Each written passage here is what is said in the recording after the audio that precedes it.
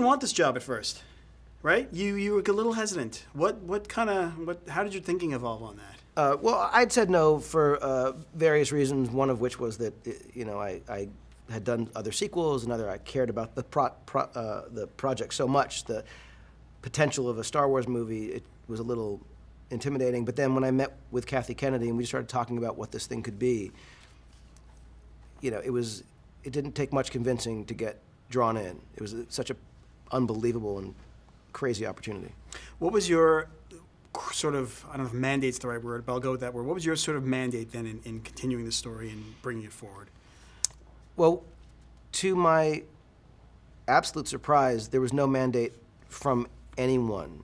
There was no mandate from Kathy, other than it be something that felt worthy of the opportunity. No mandate from Disney. That was shocking to me. They didn't say anything about what they needed. They just let us do our job. And I think part of it was because we had Kathy Kennedy sort of at the helm of this, of Lucasfilm. But working with Lawrence Kasdan, who of course wrote Empire Strikes Back and Return of the Jedi, the only mandate that we had, and it was really sort of his term, was that the movie be delightful.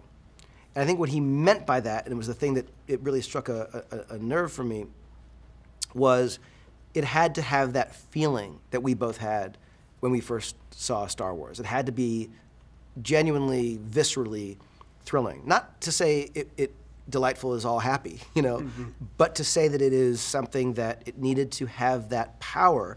And so it was sort of one of the little sort of touchstones that we had at the very beginning of the process, that does this feel like it's the right thing for this movie? Because it was a very specific and important opportunity that we didn't want to screw up.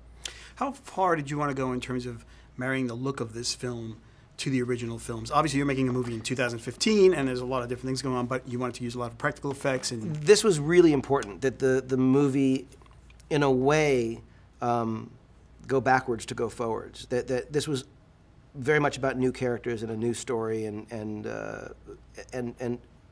like Star Wars has always been at its best a generational tale of kind of understanding young people, understanding their place in the world. So these are brand new characters that we're meeting, but I wanted it to look and feel the way the original trilogy did, which is to say, when I saw those two droids in the desert of Tatooine, that was real. Like, I knew it. I didn't know necessarily they were shooting in Tunisia. I didn't know how they did what they did. I just knew as a kid, as we all did, that's real. And there was something about seeing that inspired us to shoot in Abu Dhabi and shoot in Ireland and in Wales and build elaborate sets at Pinewood, exterior and interior. So it was very much a conscientious thing to have BB-8, the new droid, have it be a performed character and not a CG thing we add later. And it helped in countless ways, mostly for the actors, to be able to be on sets and be interacting with creatures and droids and things that were physically, tangibly there, and use CG, in many cases, to remove things, remove the puppeteer, the legs sticking out of the bottom of the creature, that kind of thing. Thank you very much, sir. We're out of time. It's my pleasure.